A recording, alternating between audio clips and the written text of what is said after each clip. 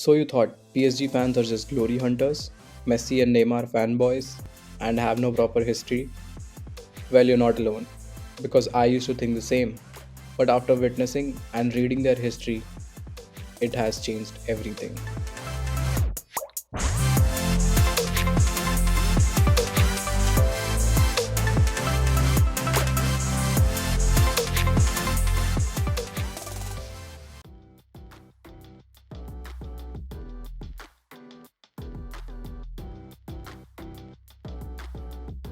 सो कहानी चालू होती है 1976 से।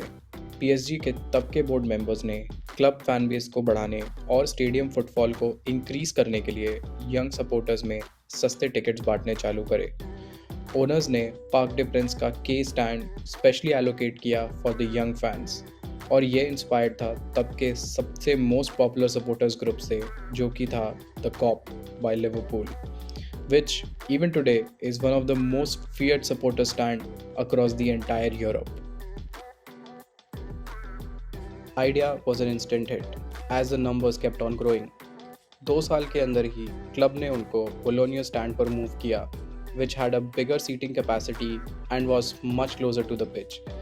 इसी से KOB बना, जो कि इटालियन स्टाइल ऑफ अल्ट्रा से इंस्पायर्ड था, जो कि फेमस हैं extremism, violence and for their controversial tifos.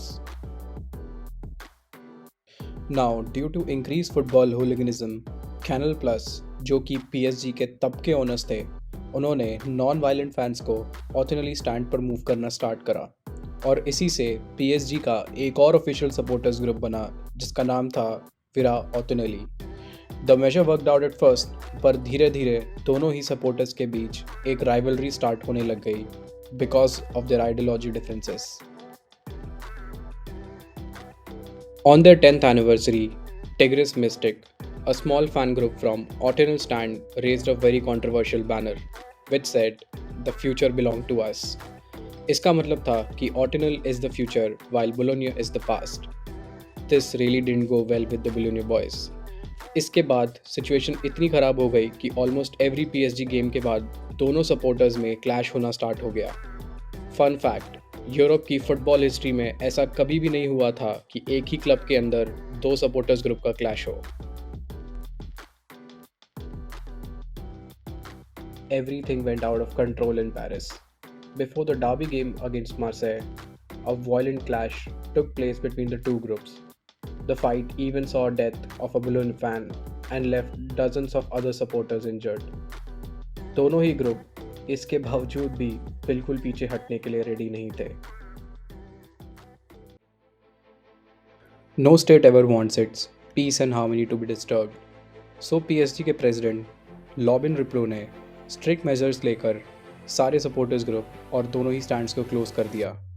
इसके बाद park lost its home advantage, but it was a very necessary step to bring back peace in the city. But guess what? This didn't stop the ultras, as they started going to cheer for PSG women's and youth team and also voice their support from outside the stadium before every game.